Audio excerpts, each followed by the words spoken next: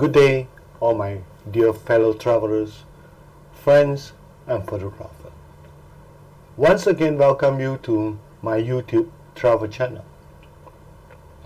As promised in the last episode, in this episode I will sharing my own country, a place that known as the city of Kuching, or rather the Cat City. And Kuching is located in East Malaysia. But for those who are first time with me and not familiar with the whereabouts of Malaysia, let me share with you. Malaysia is located in the Southeast Asia regions and almost considered near to the southeasternmost tips of the Asia continents.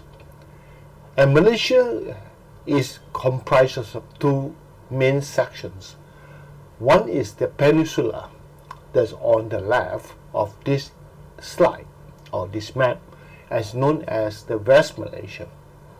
And the other ones on the east is located on the Borneo Islands and border to Indonesia. And this area or this part of Malaysia is classified as the East Malaysia. And East Malaysia have two states, namely state of Sabah and Sarawak. And Kuching is located in the state of Sarawak. And Kuching is the capital and the most populous city of the state of Sarawak. Now, it's also the capital of Kuching divisions. Now, the city is seated on the Sarawak River. But before that, in my coming episodes, I will be sharing with you not only the city of Kuching, I also will be sharing with you some of the places of interest around the Kuching City. This for those who intend to visit Kuching City, that you can also explore the surrounding places of interest. And you can look from this slide that in front of you. These are maps of Kuching City, and Kuching City is sited just next to the Sarawak River. And my focus of my travel today will be more toward the Old Town District, is where the city that Sarawak Kuching is formed. Now, Kuching City is the only very unique city in the whole Malaysia that been ruled by two local authorities, namely the Kuching Utara and Kuching Selatan. They mean Kuching North and Kuching South. And the city was founded in the year 1839 by James Brooke, who also founded the James Brooke's Raj, right? Brooke Raj is an empire of his and become the ruler of Sarawak. And Kuching was the third capital of Sarawak in the year 1827 during the administration of Bruneian Empire that's prior to the James Brooke.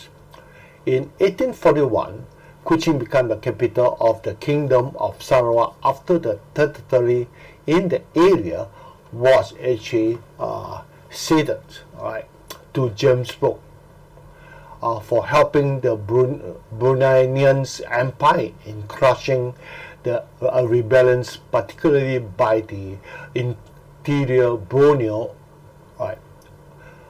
dweller, namely the Land Dayak people, who later became his loyal follower after most of them were pardoned by him and joined his side. And this Kuching town continued to receive attentions and development during the rule of Charles Brooks, such as the construction of sanitation system, hospital, prison, fort, and a bazaar. And in 1941, the Brooke administration have a centenary celebration in Kuching. During the World War II, unfortunately, Kuching was occupied by Japanese force from the year 1942 until 1945. Now, the Japanese government set up the so-called Batu Lintang camp near Kuching to hold prisoner of war and civilians internees. But after the war, and the town survived intact, fortunately. However, the last Raja of Sarawak, the Sir Charles Vernier Brooks, decided to seize the Sarawak as part of the British Crown colony in the year 1946.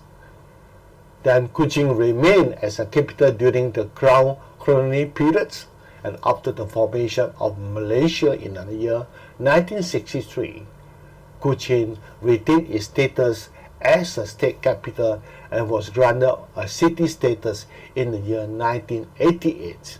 And then since then, Kuching City is divided into two administrative regions, as I mentioned earlier, right? And so in short, there are three white Raja or white king since the early 1841, from James Brooke, then to Charles Brooke, and finally Charles Vernier Brooks, before surrender to the Japanese occupations, then finally ruled by the British under the British Crown colony, and finally become part of Malaysia in 1963. That's about the history of Kuching. So, as its name given is Kuching, Kuching is Bahasa Malaysia, Melayu or Malay language, mean cat. So I was actually eagerly looking around for cat when I visit Kuching City. Unfortunately, I don't find any live cat, but rather I found a lot of cat statue that scattered around the city center. And how the city got its name Kuching, the cat city? Of course, there are many theories or versions of it. Some sources stated it was derived from a fruit called mata kucing, and a fruit that grows widely in Malaysia and Indonesia. And there was also a hill in the city that was named after the fruit, which is called the Bukit Mata Kuching. And of course, then in one of the books, a British missionary teacher and also an artist, writing to her son, right, in the 19th century, stated that the name was derived from a stream of the same name, which is called Sungai Kuching, or the Cat River in English. Now, and they also have other versions, right? And the other version is that, Kuching actually mean Kuching. Actually is a ku, that mean in Chinese words mean oh, and jing mean well, oh well. So if you in Chinese, you know that Chinese, we call Kuching, and it sounds very similar to Kuching. And this could be one of the reasons why the name Kuching could possibly derive from the Chinese word Kuching. But anyway, all these are the so-called some of the various versions of how the name, how Kuching derived. But the important fact is that the people, the Sarawakian, had adopted the animal as a symbol of their city, and is featured in statues everywhere around the city. So you can see this image was one of the cat statue that found at the Kuching South area before the enter into the old city district. So you can see from this map here, I have shown we are here. Just on the image show the cat statue is exactly located at the point shown at the bottom right corner. And you will notice that there were also some cat statues shown on this map. And let's have a look at the image over the next one. Now this will be the next cat statue that found in this Kuching City. And over here, if you're careful enough to make a count, there are 9 cats. And happen to be the number 9 is very, very, it's like our authority here, local authority here, and the headman of Kuching, and also the of Sarawak, they like the number 9. And therefore in this statue, there are 9 cats being erected. So this is a location. You can see that there are basically a 9 cat statue and 1 cat statue that encompass a very vibrant and shopping district, which I will share with you later on in my episode following this. And this is some of the wall painting you can find around Kuching City, and this happened to be one of them, the nearest to my place of stay. And we are here. We are now, I'm sharing with you now a location that in a subsequent order slide, I'm sharing with you around these regions of Kuching. And here is the food court with a tower at the back. At the same time, you can see a slightly more modern shopping mall on the right. And here, in these locations, you expect to see Raja Charles Brooke's memorial erected, and it was erected right in front of the old courthouse of Kuching. And further away from this, you can see a square tower, and this square tower was originally served as a prison, as well as a watchtower, to guard against the Sarawak River. And it's good to know that actually everything go fine, and now this square tower or square fort have turned into F&B outlets. And you can also find old central police stations around the same area, and was initially erected in 1931 and still operating as a police stations. And of course, you can also find quite a number of ancient buildings that's built probably around 100 years of age, just as this building now is the CIMB Bank's office. Then around the city area, we also were at the city south. We also near to the cat statue there, we spot these Kuching South City's council buildings at far, and again at the entrance to this council building, we have also a statue with 2 cats. And for the first place of interest around the riverfront, I call it the Kuching riverfront, and is this old Chinese temple, and of the name Tua Pek Kong Temple, right? And the name was derived from Hokkien, right? Tua Pek Kong is in Hokkien dialect. And the location is shown here. You can see that it's so close to the Sarawak River and also the waterfronts, and hence this Tua Pek Kong is actually one of the most visited temple in Sarawak, and is located at Jalan Tunku Abdul Rahman, and opposite the Chinese Historical Museum. Is named after the name of its principal deity, and that's Tua Pek Kong, and this deity is worshipped here by all dialectic groups of Chinese.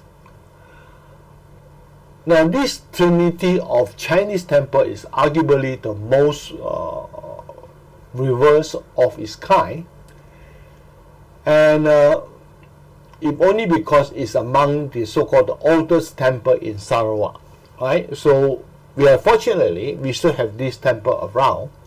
And while we are going to more detailed information about this temple, let's have a look at the location and the external view of this temple. You have a very fascinating retaining wall built up, and this temple was built on the so-called raised platform next to the road junction, just opposite the riverfront. And this is the main temple buildings. And you can see from these images and the next images, you can see the decorations, the deco on the building roof is fascinating. And likewise, interior of this main temple building is equally fascinating as well. And on the surface of the entrance to the door and wall, you can find some intricate carving as well as painting, 3D painting in this case. So this is the video that I intend to share with you on this temple building, so that you have a more in-depth understanding of the surrounding of this temple.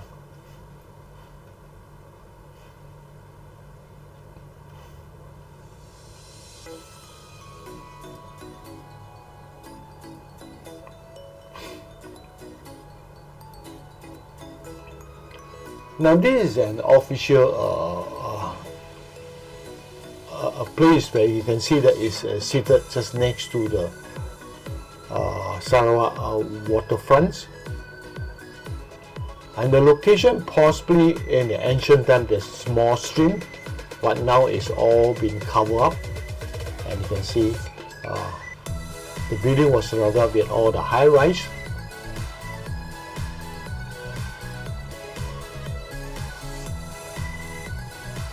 Currently, it's been managed by a so-called charitable trust by the local community, Chinese community. And this temple have its own name, So Something, as shown in the signboard above. But Tua Pek Kong is the generic name given to the deity Tua Pek Kong, and it was commonly used in a lot of temples across the whole world, not only in Malaysia. This is not a very big temple, but equally interesting.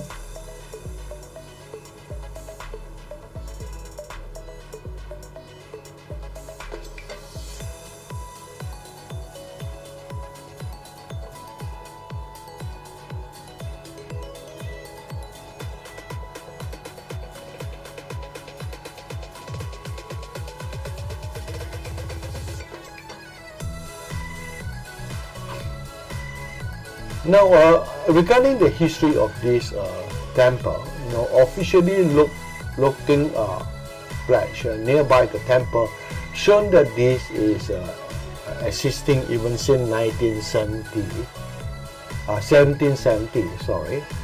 However, more accurately, the record indicated it was built in 1823, as the year it was built, right? And record also shown that in the early of this temple was twice burned down and rebuilt, and have undergone major reconstruction in the year 1956, 1965, as well as very recently 2002. And was made to known that this site was carefully chosen in accordance with the feng shui principles, and it was believed that the temple will bring peace, harmony, and eternal prosperity to Kuching Chinese community. So you can see the image here inside the temple. A quite typical look in most Chinese temples around the country.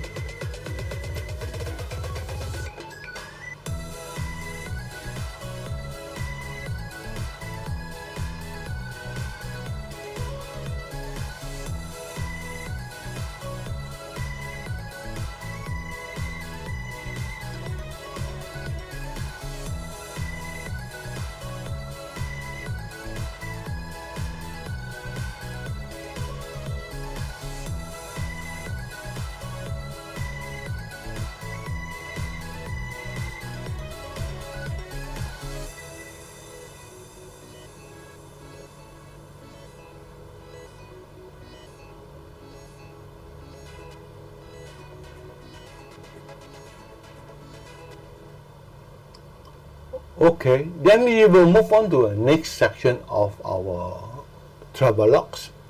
Now, in this travelogues, in this slide, you notice that actually I've indicated two arrows pointing to two main buildings. One is the black curve that I drawn span across the Kuching or the Sarawak River, and that one is actually state legislative buildings right opposite the Kuching waterfront.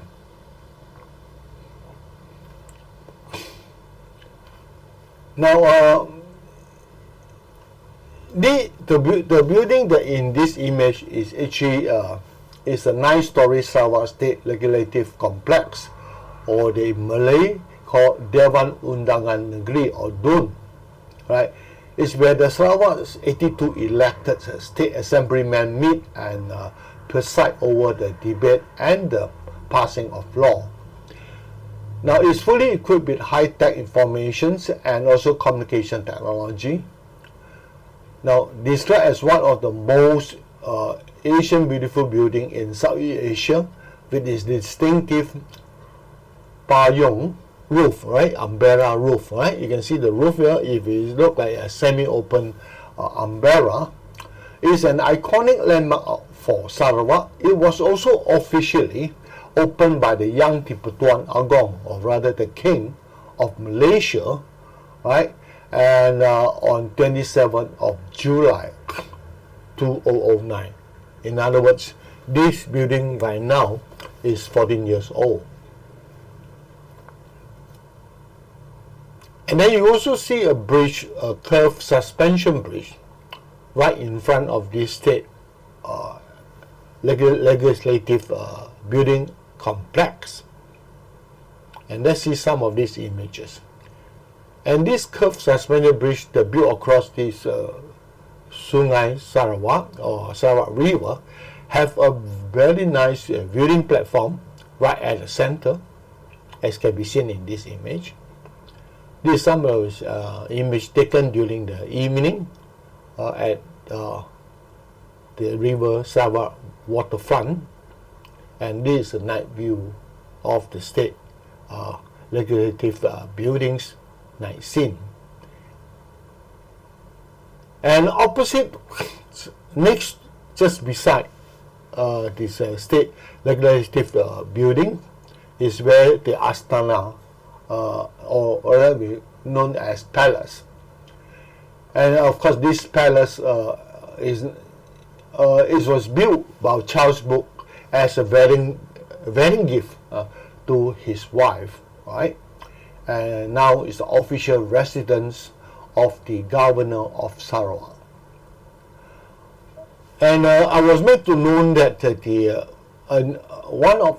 there's new a tall flag post will be the tallest flag post in Sarawak, will soon be erected just next to the state legislative site, and it will be completed probably in a month or two from the day of my visit. That means that probably by the third quarter or the end of this year, tourists should be able to enjoy another interesting landmark that is actually the tallest flag post in Sarawak. Unfortunately, it's not in this image because it's still under construction.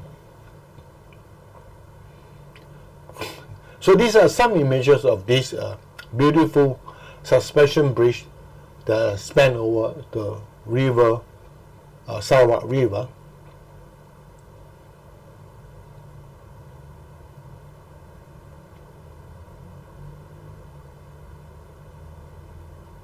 And not far from this suspension bridge, there's actually a staggered riverbank step, as can be seen in previous image. You can see on the leftmost.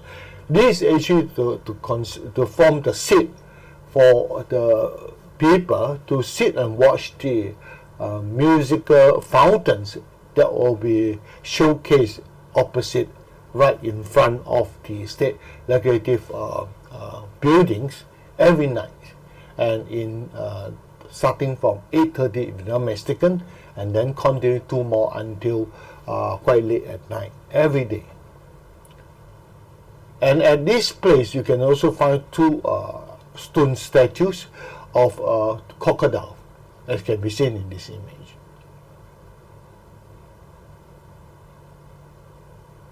And you still find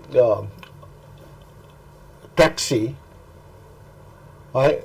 Boat taxi, the main actually is the water taxi on this river that ferry the passengers from both sides of the river. Another important building that's also attract my attention is this mosque that's built into the Sarawak River, and is as if that is floating on the river, on the water, and therefore a lot of people call this mosque the floating mosque. And some people say that it's called Indian mosque, right? And probably it's because it's located near to the India Strait, Old Strait that's nearby. And the location of this mosque is, of course, at the tips of the Kuching waterfront, and in this image is on the leftmost, or it's called westmost of the Kuching waterfront. So these are some of the images taken of this floating mosque over a few days from different angles. Some of these images were taken on the bridge that span across the river, and this is one of the images I like most, a sunset scene with the floating mosque right on the left. And here you can see there's actually a boat. In fact, this is actually the Sarawak River cruise, and they're operating daily. And this river cruise cover not the entire Sarawak River, but cover only left and right at a certain distance away. And this map will show that we will take part in this cruise. These are some of the landmarks you can spot along the river. And then you can see that the cruise will take about 1.5 hours. And provide a fresh refreshment, and also there are some commentary will be provided. And the fare currently is at $70 for adult, and as well $35 for children of age 4 to 12, and it started from 5:30 to 7 o'clock. So you have to pre-book your pre-purchase your cruise tickets. And here I'm going to share with you a video clips that I have taken that have given you a chance to see the many phase of this Kuching waterfront over 3-day period of my stay in Kuching, from different hour of visit from noon until the late night. And at the same time you're able to enjoy also the video clips on the musical fountain that have captured in this visit. So let's have a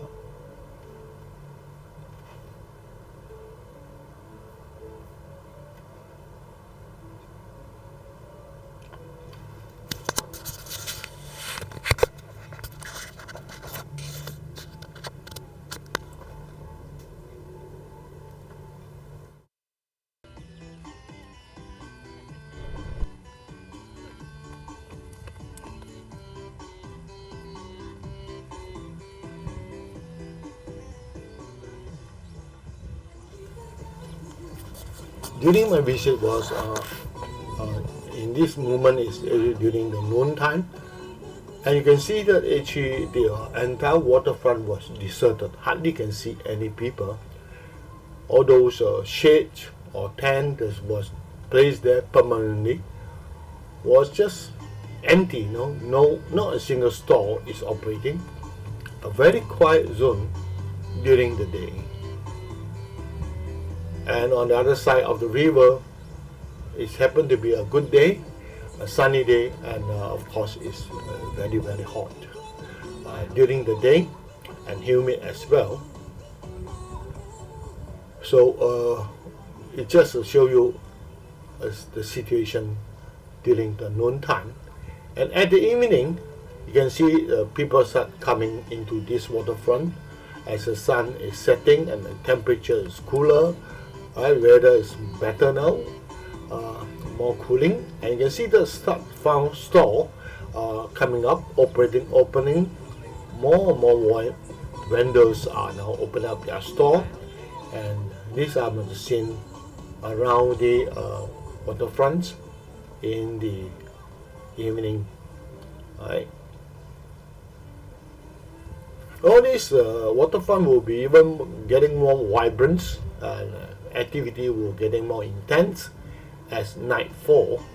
But at this moment, I think that because it's about dinner time, so you can see the waterfronts, although still have some gathered crowd, but there still seem to be far less than at night. I will share with you later in the video of night. And this is actually the jetty stop where the Sarawak River cruise start off point.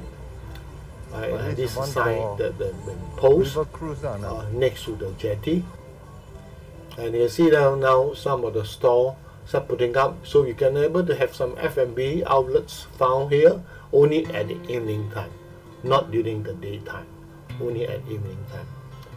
Right, so a well-paved waterfront. You can see that you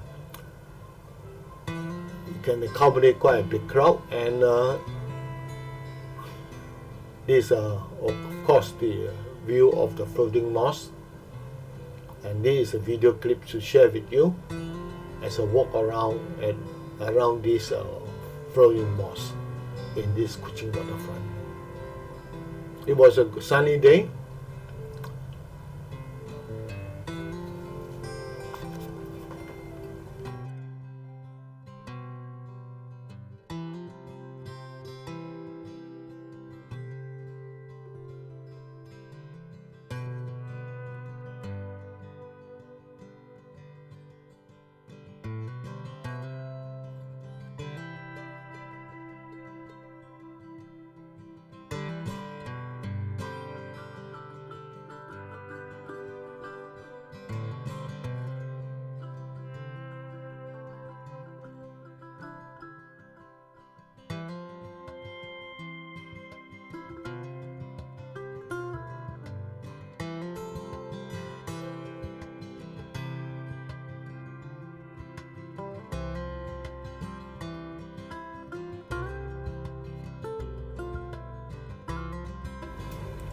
This part of this section of waterfronts are less crowded compared to the lower sections. So this is some of the view further down. As I said earlier, that much closer to the suspension bridge area. The crowd is more intense, as this is actually a center section of the waterfront. And these are some of the images taken during the day. And this is the water taxi that is still ferrying the passenger across the river.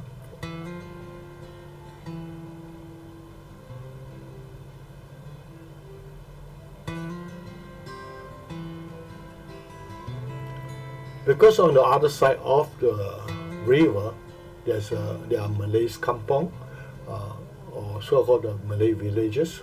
So the villages, instead of have to go all the way to further away to cross over a bridge, they decided actually to take the water taxi as a more convenient way of traveling from one side to the other side of the river. You see the passenger is waited there.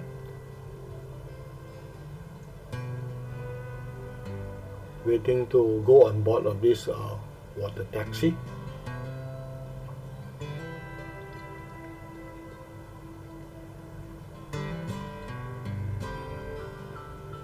You can see that these boats have a number 3 on its roof. I presume that there's a number to every water taxi, and it's regulated by the local authority, I think for safety reason and also for controlling.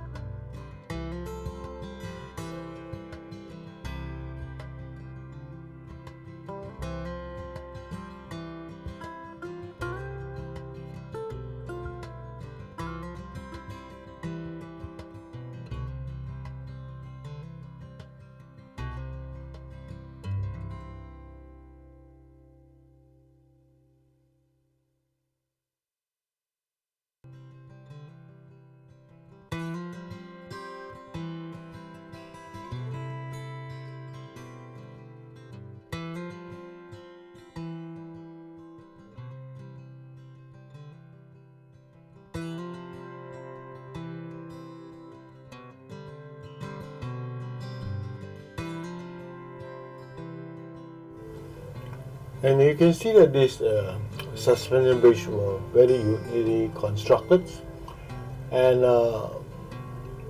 when you walk on it itself, you can feel that there's a springing effect. So it's not rigid, or rather say it's flexible. It's a flexible bridge in that aspect. And you will also find a store, start setting up, because during this hour of videoing that what you see now is around 5 to 6 p.m. in the afternoon. So you can start finding the store and putting up. So a lot of people were coming at this hour as with the aim of viewing the sunset, right?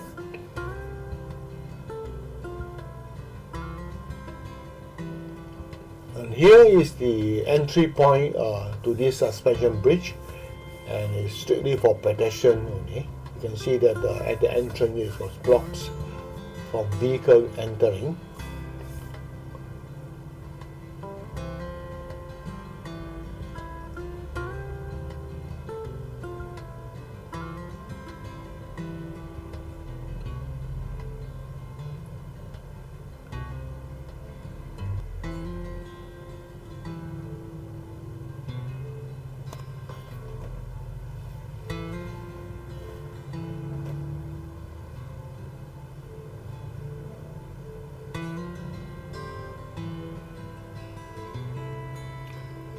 In a windy day, you will walk at this waterfront, particularly when you are crossing this suspension bridge. Indeed, it's fun. It's very fun, and it's cooling as well. And here at this spot, that I've taken quite a fair bit of images of the floating moss right in front of me.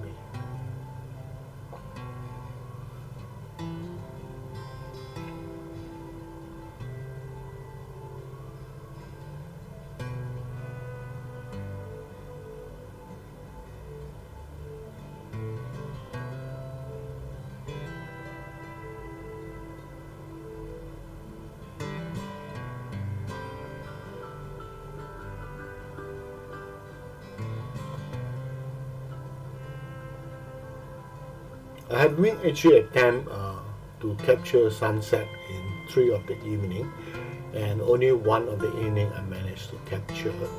And you can see the other 2 evening it was a cloudy day, and even in one of the evening itself is just before the rain started.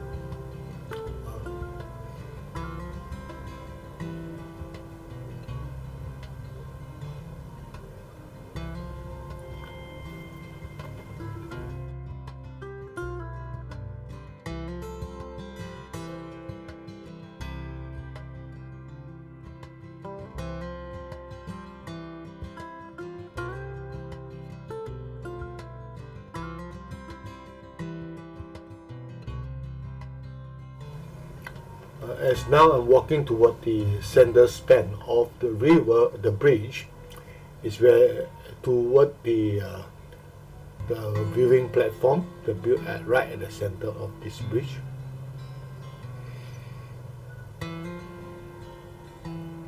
And when you're walking on this suspension bridge, you have a springing effect.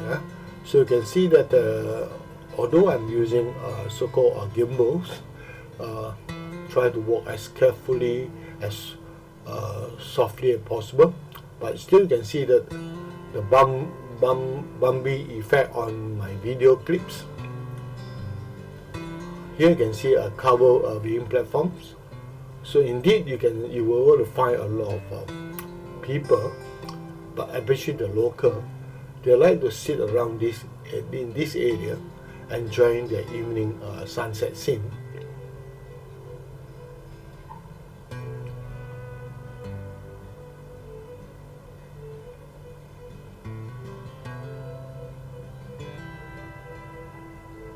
The direction we are looking at is the sunset directions, is the west.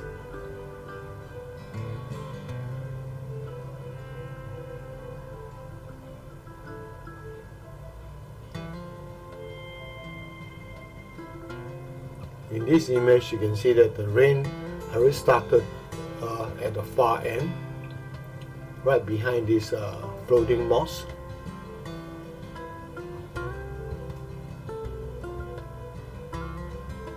And okay, of course you can see the cruise, Sarawak River cruise, the cruising over, alright.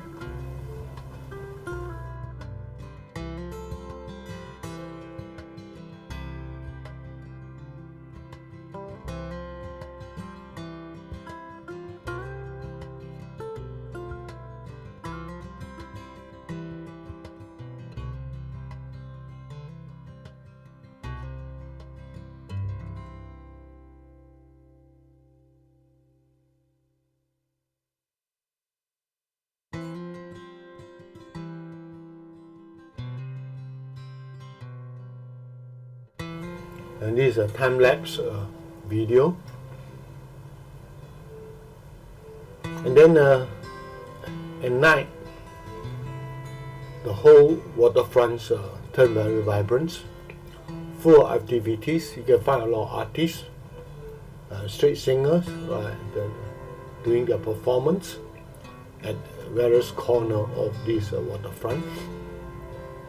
And at the same time, you notice that along the entire stretch of the waterfront been lighted up, as well as the opposite of the riverfront, where the state legislative building is also been brightly lighted up. And these are some of the scenes you can find just along this waterfront at night.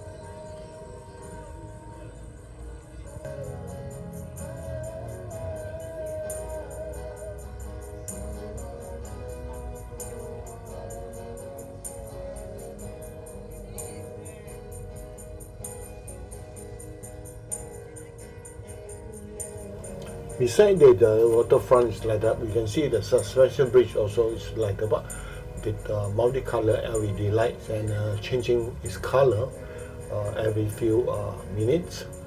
And you can also see in this image that the state buildings, legislative building, is been lighted up in golden color. So we were told that actually the musical fountain, as I mentioned earlier, will be on displays 3 times a night, and the earliest session was at 8:30. So as we walk toward the so-called the suspension bridge, after having our dinner at the rooftop top spot food court, which I will share with you in the next episode.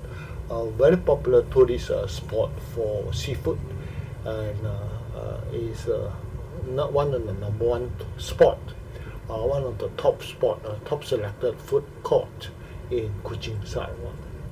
But anyway, let's have enjoy the night scene first at this riverfront, and thereafter we continue to have enjoying the musical fountains video clips that we will share with you shortly. Anyway, this is the night scene along the Kuching Water riverfront.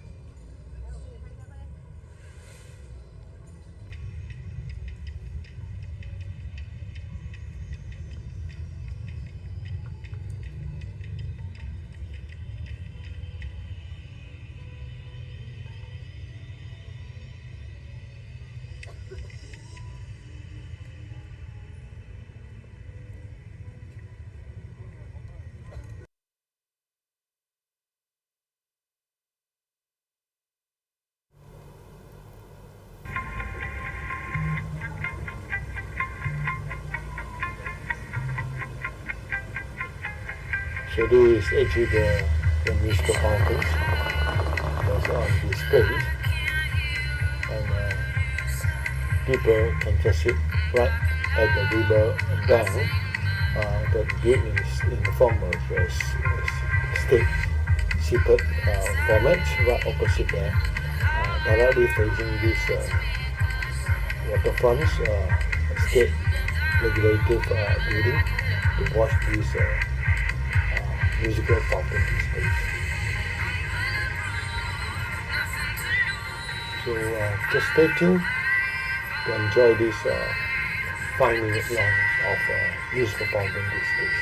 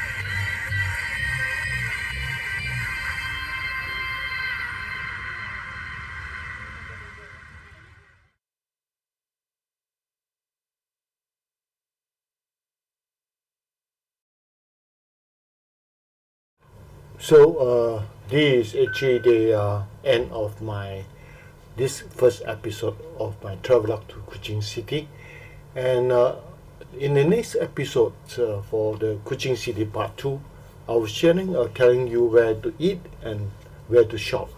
So if you like shopping and you like to eat, you are the foodie, adventurous foodie, then I will recommend that you stay tuned to my next episode, which will be strictly on shopping and eating around city Kuching, right? So at the end of this travel I thank you for staying until this hour with me. If you have not been subscribing to my travelogues, please do so by supporting it and at the same time and share to your friend and family. And once again, I wish you good health and hope to see you again in my next episodes to City of Kuching Part 2. And thank you.